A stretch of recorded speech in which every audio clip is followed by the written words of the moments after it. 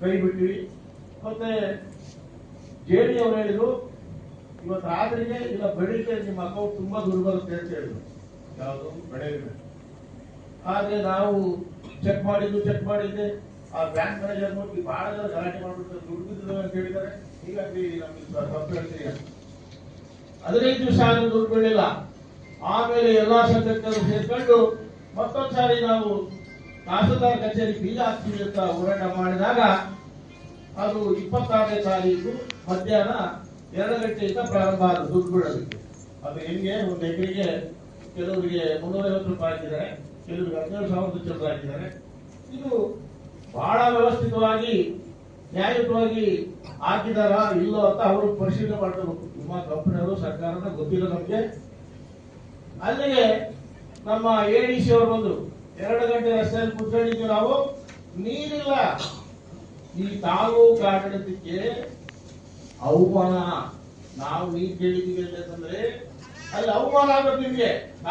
ತಾಲೂಕು ಆಡಳಿತ ಐತ ಇಲ್ಲ ಅಂತ ನೀವು ನಿಮ್ಮ ಆತ್ಮವನ್ನು ಪ್ರಶ್ನೆ ಮಾಡ್ಕೋಬೇಕು. ರೈತರು ಬಂದ್ರೆ ಅಲ್ಲೊಂದು ನಗರಸಭೆ ಇದೆ, ಅಲ್ಲೊಂದು ಟ್ಯಾಂಕರ್ ನೀರು ನಿಲ್ಸಲ್ಲ ಅಂತ ಸಾಮಾನ್ಯ ಜ್ಞಾನ ಆ ಜವಾಬ್ದಾರಿ ಒತ್ತಡ ಇರಬೇಕು. ಆದ್ರೆ ನಾವು ನೀರು ಹಾಕ್ತೀವಿ, ಇಳುಮುಚ್ಚಿ ಹಾಕ್ತೀವಿ ಅಂತ ತಿಳ್ಕೊಂಡು ಇದು ಹೇಳಿದ್ರೆ ನಮಗಾದ್ರೂ ನಾಚಿಕೆ ಆಗ್ಬೇಕು, ಕೊಡದಿರೋ ನಿಮ್ಗಾದ್ರೂ ನಾಚಿಕೆ ಆಗ್ಬೇಕು. ಯಾಕಂದ್ರೆ ಇದು ಸಂಸ್ಕೃತಿ ಸಂಸ್ಕಾರದ ವಿಚಾರವಂತ ದೇಶ ಇದು. ನಾವೆಲ್ಲ ಕೂಡ ಸಂಸ್ಕೃತಿ ಸಂಸ್ಕಾರ ಕಳ್ಕೊಂಡೇ ಬಂದಿರೋದು. ನಮ್ಮ ತಂದೆ ತಾಯಿಗಳು ಬಂದಾಗ ಏನ್ ಮಾಡ್ಬೇಕು, ಅತಿಥಿಗಳಿಗೆ ಏನಾದ್ರು ಕಳಿಸಿದ್ದಾರೆ, ಮೊದಲು ನೀರು ಕೊಡ್ಬೇಕು, ನೀರು ಕುಡಿರಿ ಅಂತಾರೆ ನಮ್ಮ ಮನೆಗೆ ಬಂದ್ರೆ. ಇದನ್ನ ಬಿಟ್ಟು ನಾವು ಕೇಳಂತ ಪರಿಸ್ಥಿತಿ ಬಂತು. ಅಲ್ಲಿ ಎಡಿಸಿ ಅವರು ಬಂದ್ರು. ಇಲ್ಲ ಇನ್ನು 2-3 ದಿವಸದಲ್ಲಿ ನಾನು ಜಿಲ್ಲಾಧಿಕಾರಿ ಹತ್ರ ಮಾತಾಡ್ಕೊಂಡು ಬಂದೆ. ಈ 2-3 ದಿವಸದ ಹತ್ರ ಮೀಟಿಂಗ್ ಕರೆದು ಎಲ್ಲ ಇಡೀ ಜಿಲ್ಲೆಯ ರೈತರನ್ನ ಅಲ್ಲಿ ಇನ್ಸೂರೆನ್ಸ್ ಕರೆಸಿ ಮುಖ್ಯವಾಗಿ ಮಾತಾಡ್ತಾರೆ. ಈ ಪಂಚಾಯತ್ ಯಾಕೆ ಬಿಟ್ಟೋದು, ಯಾಕೆ ಕೈ ತಪ್ಪೋದು ಅನ್ನೋದ್ರ ಬಗ್ಗೆ ಮಾತಾಡ್ತಾರೆ ಅಂತ ಹೇಳಿದ್ರು. ಅದಕ್ಕೂ ಕೂಡ ನಾವು ಒಪ್ಪಿ, ಯಾಕಂದ್ರೆ ನಮಗೆ ವಿಶ್ವಾಸ ಐತಿ, ನಮಗಾಗಿರ್ತಕ್ಕಂಥ ಅಧಿಕಾರಿಗಳು ನಮ್ಮ ಕೆಲಸ ಮಾಡ್ತಾರೆ ಅನ್ನೋ ವಿಶ್ವಾಸ ಇರೋದ್ರಿಂದ ನಾವು ಒಪ್ಕೊಳ್ತೀವಿ. ವಿಶ್ವಾಸವನ್ನ ಉಳಿಸ್ಕೊಂಡಿಲ್ಲ, ಮಾತು ಕೊಟ್ಟೋಗ್ತೀವಿ ಅಷ್ಟೇ, ಮಾಡ್ತಿದ್ದೀವಿ. ಆದ್ರೆ ನಾವು ಜ್ಞಾಪಕ ಮಾಡ್ತೀವಿ. ಮತ್ತೆ ಹೊಳಲ್ಕೆರೆಯಲ್ಲಿ ಯಾವುದೋ ನಮ್ದು ಟ್ರಿಪ್ಯುರೇಷನ್ ನೀರಾವರಿ ಇದು ಭದ್ರಾ ಇದ್ದು ಬಿಟ್ಟೋದಿದೆ ಅಂತ ಒಂದು ಪ್ರತಿಭಟನೆ ಮಾಡಿದ್ರು ರೈತರು. ಅವ್ರನ್ನ ಮಾರನೇ ದಿವಸದ ಕರೆದು ಆ ಸಮಸ್ಯೆ ಬಗ್ಗೆ ಮಾತಾಡಿದ್ದಾರೆ. ಅಂದ್ರೆ ನಾವೆಂತ ರೈತರು ಅವರೇ ಈ ಕುರಿತು ಹಲವಾರು ಸಮಸ್ಯೆಗಳನ್ನು ರೈತರು ಹೇಳಿರ್ತಕ್ಕಂಥದ್ದಿದೆ. ಬೆಳೆ ವಿಮೆಗೆ ಸಂಬಂಧಪಟ್ಟ ಹಾಗೆ ಪ್ರಮುಖವಾಗಿ ಚರ್ಚೆ ಮಾಡಿರ್ತಕ್ಕಂಥದ್ದಿದೆ. ಬೆಳೆ ವಿಮೆಗೆ ಸಂಬಂಧಪಟ್ಟ ಹಾಗೆ 2025-26ನೇ ಸಾಲಿನ ಮುಂಗಾರು ಹಂಗಾಮಿಗೆ ಸಂಬಂಧಪಟ್ಟ ಹಾಗೆ 54 ಕೋಟಿ ರೂಪಾಯಿ ಒಟ್ಟಾರೆ ಜಿಲ್ಲೆಗೆ ಬಿಡುಗಡೆ ಆಗಿರ್ತಕ್ಕಂಥದ್ದು 81 ಕೋಟಿ 55 ಲಕ್ಷ ರೂಪಾಯಿಯನ್ನು ಚಳ್ಳಕೆರೆ ತಾಲೂಕಿಗೆ 54 ಕೋಟಿ ರೂಪಾಯಿ ಬಿಡುಗಡೆ ಆಗಿರ್ತಕ್ಕಂಥದ್ದಿದೆ.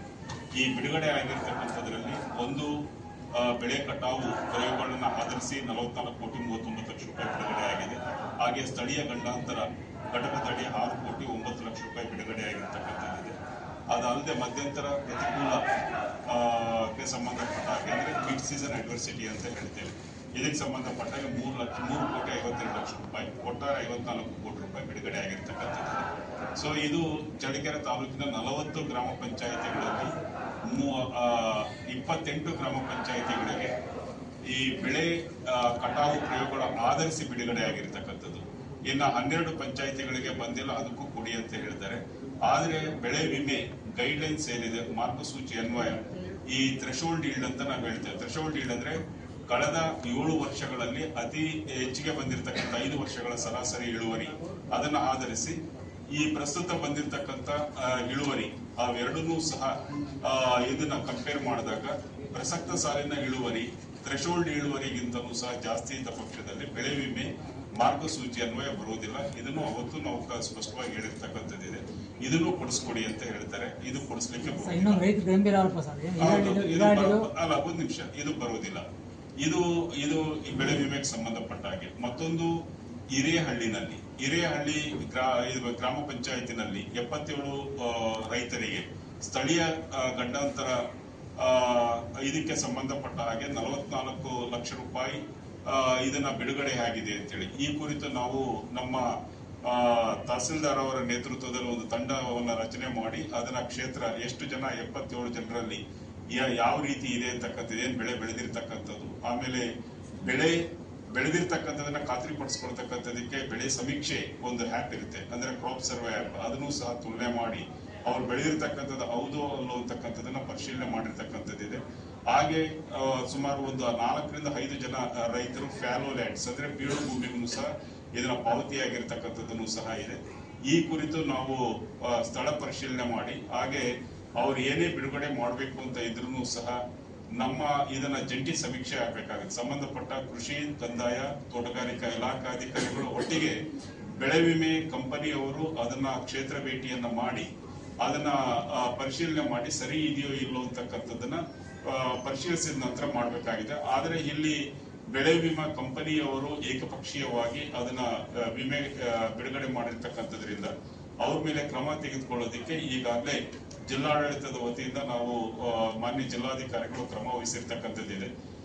ನಾವು ಏನು ನಮ್ಮ ಸ್ಥಳೀಯ ಅಧಿಕಾರಿಗಳು ಅದನ್ನ ಕ್ಷೇತ್ರ ಪರಿಶೀಲನೆ ಮಾಡಿ ವರದಿಯನ್ನು ಕೊಟ್ಟಿದ್ರೆ ಅದರ ಆಧರಿಸಿ ನಾವು ಅವರಿಗೆ ಯಾವ ಆಧಾರದ ಮೇಲೆ, ಯಾಕೆಂದ್ರೆ ಬೆಳೆ ವಿಮೆ ಗೈಡ್ಲೈನ್ಸ್ ಈ ತರ ಇರ್ತಕ್ಕಂಥ ಮಾರ್ಗಸೂಚಿ ಇದೆ, ಇದನ್ನ ಹೊರತುಪಡಿಸಿ ನೀವು ಯಾವ ಆಧಾರದ ಮೇಲೆ ಪೇಮೆಂಟ್ ಅನ್ನ ಮಾಡಿದೀರಾ ಅಂತಕ್ಕಂಥದ್ದನ್ನ ನೋಟಿಸ್ ಅನ್ನು ಕೊಟ್ಟಿರ್ತಕ್ಕಂಥದ್ದಿದೆ.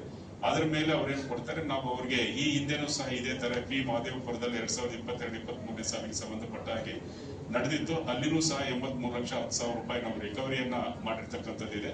ಅದೇ ರೀತಿ ಇಲ್ಲಿನೂ ಸಹ ಕ್ರಮ ಜರುಗಿಸ್ತಕ್ಕಂಥ ಕೆಲಸವನ್ನ ನಾವು ಮಾಡ್ತೇವೆ. ಅವರು ಏನು ಎಕ್ಸ್ಪ್ಲನೇಷನ್ ಅನ್ನ ಅವರ ಒಂದು ಯಾವ ಆಧಾರದ ಮೇಲೆ ನಾವು ಬಿಡುಗಡೆ ಮಾಡಿದ್ವಿ ಅಂತ ಕೊಟ್ಕೊಂಡು ಇನ್ನು ಮುಂದಿನ ತನಿಖೆಯನ್ನು ನಾವು ಪ್ರಾರಂಭ ಮಾಡಿ ಅದನ್ನು ತಾರ್ಕಿಕ ಅಂತ್ಯಕ್ಕೆ ತೆಗೆದುಕೊಂಡು ಹೋಗೋದಕ್ಕೆ ಸಾಧ್ಯ ಆಗುತ್ತೆ. ಸೊ ಇದು ಬೆಳೆ ವಿಮೆಗೆ ಸಂಬಂಧಪಟ್ಟಿರ್ತಕ್ಕಂಥದ್ದು. ಐ ಥಿಂಕ್ ಏನು ಒಂದು ಸಮಸ್ಯೆ ಇದೆ ಅದನ್ನ ಕ್ಲಿಯರ್ ಮಾಡ್ತೇವೆ. ಬೇನಾಮಿ ಖಾತೆಗೆ ಬಿದ್ದಿರೋದಕ್ಕೆ ರೈತರಿಗೆ ಅದೇ ಒಂದು ಇಲ್ಲ, ಇಲ್ಲಿ ಬೇನಾಮಿ ಖಾತೆ ಅಂತಕ್ಕಂಥದ್ದು ಬೆಳೆ ವಿಮೆಗೆ ಸಂಬಂಧಪಟ್ಟ ಹಾಗೆ ಬೇನಾಮಿ ಖಾತೆ ಅಂತಕ್ಕಂಥದ್ದಿಲ್ಲ. ಯಾವುದು FID ಅಂತಕ್ಕಂಥದ್ದು ಯಾವುದು ಹಿಂದೆ ಇದನ್ನ ಲಾವಣಿ ಮಾಡ್ತಕ್ಕಂಥವ್ರು ಸಹ ಇದನ್ನ ಬೆಳೆ ವಿಮೆನಲ್ಲಿ ತೊಡಗಿಸ್ಕೊಳ್ಳಿ ಅಂತಕ್ಕಂಥದಕ್ಕೆ ಸರ್ಕಾರ ಒಂದು ಅವಕಾಶ ಕಲ್ಪಿಸ್ಕೊಟ್ಟಿತ್ತು. ಆ ಒಂದು ಇದನ್ನ ತೆಗೆದಿದೆ. ಅದರ ತೆಗೆದು FID ಹೋಲ್ಡರ್ ಅಂದ್ರೆ ಖಾತಾ ಹೋಲ್ಡರ್ ಯಾರ ಹೆಸರಲ್ಲಿ ಪಹಣಿ ಇರುತ್ತೆ ಪಹಣಿದಾರರನ್ನೇ ತುಂಬಬೇಕು. ಆ ಪಹಣಿದಾರರ ಏನು ಬ್ಯಾಂಕ್ ಅಕೌಂಟ್ ಮೂಲಕನೇ ತುಂಬಬೇಕಾಗತ್ತೆ. ಅಂದ್ರೆ ಅದನ್ನ NPCI ಲಿಂಕ್ ಆಗಿರ್ತಕ್ಕಂಥ ಅಕೌಂಟ್ ಮೂಲಕನೇ ಮಾಡ್ಬೇಕಾಗಿರುತ್ತೆ. ಇಲ್ಲಿ ಬೇನಾಮಿ ಅಂತಕ್ಕಂಥ ಪ್ರಶ್ನೆನೇ ಬರೋದಿಲ್ಲ. ಇದು ಪಾರದರ್ಶಕವಾಗಿರುತ್ತೆ. ಒಂದೇ ಇದು ಆಗಿರ್ತಕ್ಕಂಥದ್ದು ಆ ಊರಿನಲ್ಲಿ ನಮ್ಗೇನ್ ಶಾರ್ಟ್ ಫಾಲ್ ಇರ್ಲಾರ್ದೆ ಇರ್ತಕ್ಕಂಥದ್ದು ಆ ಊರಿಗೆ ಇದನ್ನ ಲೋಕಲೈಸ್ಡ್ ಕೆಲಾಮಿಟಿ ಅಂಡರ್ ಇದನ್ನ ಬಿಡುಗಡೆ ಆಗಿರ್ತಕ್ಕಂಥದ್ದು, ಹಣ ಬಿಡುಗಡೆ ಆಗಿರ್ತಕ್ಕಂಥದ್ದು. ಅದು ಬಿಟ್ರೆ ಬೇರೆ ಇಲ್ಲಿ ಬೇನಾಮಿ ಅಂತಕ್ಕಂಥದ್ದು ಏನೂ ಇಲ್ಲ. ಬೆಳೆ ನಷ್ಟ ನೀವು ಮಳೆ ಬಂದು ಕೊಚ್ಚೋಣ ಇಲ್ಲ ಅಂತ ಹೇಳ್ತೀವಿ, ನೀವೇ ವರದಿ ಕೊಟ್ಟಿದ್ದೀರಾ. ಮತ್ತೆ ಅಲ್ಲಿ ಮಳೆ ಕೊಚ್ಚೋಣ ಹೋಯ್ತು ಅಂತ ಹೇಳಿ ಸೀಮೆಜಲ್ಲಿ ಬೆಳೆ ಪರಿಹಾರ ತಗೊಂಡಿದ್ದಾರೆ. ಅದೇ ರೈತರಿಗೆ ಅಪ್ರೋಚ್. ಈಗ ಅದನ್ನ ನಮ್ಮ ಗಮನಕ್ಕೆ ತಂದಿಲ್ಲ, ಹೌದಾ? ಬೆಳೆ ವಿಮೆ ಗೈಡ್ಲೈನ್ ಪ್ರಕಾರ ನಮ್ಮ ಗಮನಕ್ಕೆ ತಂದು ಬಿಡುಗಡೆ ಮಾಡಬೇಕಾಗಿತ್ತು. ಜಂಟಿ ಸಮೀಕ್ಷೆಯನ್ನ ಮಾಡಿ, ಜಂಟಿ ಸಮೀಕ್ಷೆ ಮಾಡಲಾರ್ದೆ ಮಾಡಿರ್ತಕ್ಕಂಥದ್ದಿದೆ. ಅದಕ್ಕೆ ನಾವು ಅವ್ರ ಮೇಲೆ ಇದರ ಗೈಡ್ಲೈನ್ ಇದೆ, ಅದನ್ನ ಕ್ರಮ ತೆಗೆದುಕೊಳ್ಳೋದಕ್ಕೆ ಅವಕಾಶ ಇದೆ. ಅದ್ರ ಪ್ರಕಾರ ನಾವು ಅದು ಬಹುಶಃ ಇನ್ನೊಂದು 10-15 ಈ ತಿಂಗಳ ಅಂತ್ಯದ ಒಳಗೆ. ಯಾಕಂದ್ರೆ ರೈತರಲ್ಲ ಪ್ರಭಾವಿಗಳಿಗೆ ಬರುವ ಖಾತೆಗೆ ದುಡ್ಡು ಬಿದ್ದಿರೋದಂತೆ. ಪ್ರಭಾವಿ ಖಾತೆ ಏನಿಲ್ಲ, ಪ್ರಭಾವಿ ಖಾತೆ ಅಂತಕ್ಕಂಥದಕ್ಕಿಂತಲೂ ಇಲ್ಲಿ ಸ್ಥಳೀಯವಾಗಿ ಈಗ ನೋಡಿ, ಅವ್ರು ಯಾರ ಖಾತೆಗಾರು ಬೀಳಿ ಅವರು ಬೀಳಿಸ್ಕೊಂಡಿದ್ರೆ ಅದು ಅವರು ಜವಾಬ್ದಾರಾಗಿರ್ತಾರೆ. ಯಾರು ಹಣ ಹಾಕಿರ್ತಾರೆ, ಈಗ ನಾನು ಹೋಗಿ ಕೇಳ್ತೇನೆ ನನಗೆ ಹಣ ಕೊಡಿ ಅಂತೇಳಿ, ಅದು ಕೊಡ್ತಕ್ಕಂಥದ್ದು ಇದನ್ನ ಅದು ನನ್ನ ಅರ್ಹ ಇದ್ರೆ ಕೊಡ್ಬೇಕು, ಅರ್ಹ ಇಲ್ಲ ಅಂತಂದ್ರೆ ಕೊಡಬಾರ್ದು. ಇಲ್ಲಿ ಅರ್ಹತೆ ಏನು ಅಂತಕ್ಕಂಥದ್ದು ಗೈಡ್ಲೈನ್ ಅನ್ನ ಹೇಳುತ್ತೆ. ಆ ಗೈಡ್ಲೈನ್ ವ್ಯಾಪ್ತಿಯ ಅಡಿ ಬಂದ್ರೆ ಕೊಡ್ಬೇಕಾಗಿತ್ತು. ಅದು ಬಂದಿಲ್ಲಪ್ಪ ಅಂತಂದ್ರೆ ಕೊಡೋ ಪ್ರಶ್ನೆ ಬರುವುದಿಲ್ಲ. ಹಿರೇಹಳ್ಳಿ ಪ್ರಕರಣ ಯಾವ ಸ್ಟೇಜ್ ಅಲ್ಲಿ ಇದೆ? ಹಿರೇಹಳ್ಳಿದು ಈಗ ನಾವು ಕ್ಷೇತ್ರ ಭೇಟಿಯನ್ನ ಇದು ಮಾಡಿದ್ದೀವಿ. ನಾವು ಇನ್ಸೂರೆನ್ಸ್ ಕಂಪನಿಗೆ ನೋಟಿಸ್ ಅನ್ನು ಕೊಟ್ಟಿದ್ದೀವಿ.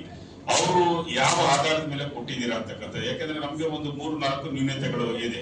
ಯಾಕೆಂತಂದ್ರೆ ಅಲ್ಲಿ ಫ್ಯಾಲೋ ಲ್ಯಾಂಡ್ಗೆ ಒಂದು 4-5 ಜನಕ್ಕೆ ಕೊಟ್ಟಿರ್ತಕ್ಕಂಥದ್ದಿದೆ, ಬೆಳೆ ಮಿಸ್ ಮ್ಯಾಚ್ ಪ್ರಕರಣಕ್ಕೆ ಕೊಟ್ಟಿರ್ತಕ್ಕಂಥದ್ದಿದೆ.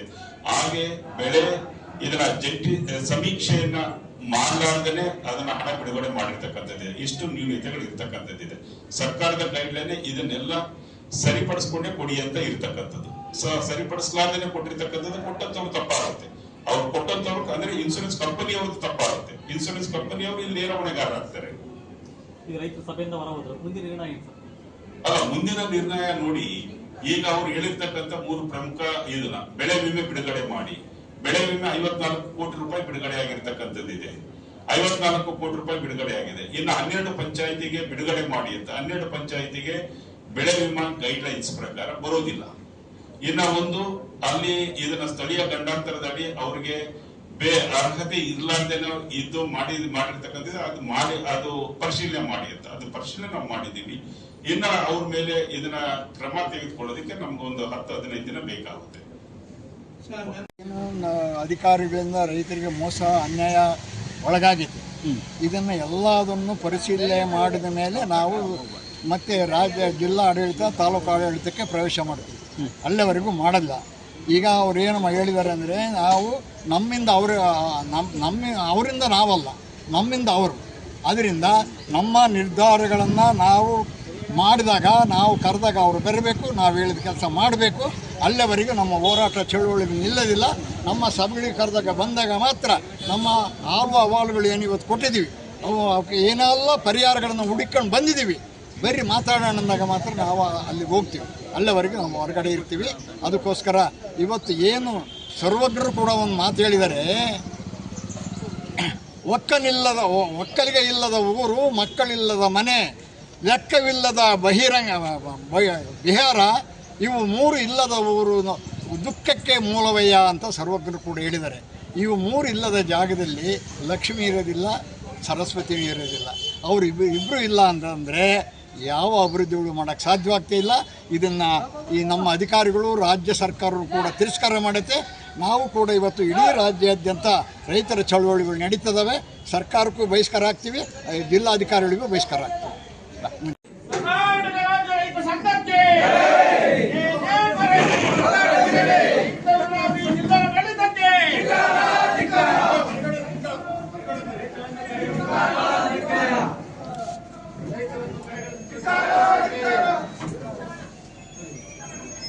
ರೈತರಿಗೆ ಬೆಳೆ ವಿಮೆ ಕೊಡುವ ಜಿಲ್ಲಾಡಳಿತಕ್ಕೆ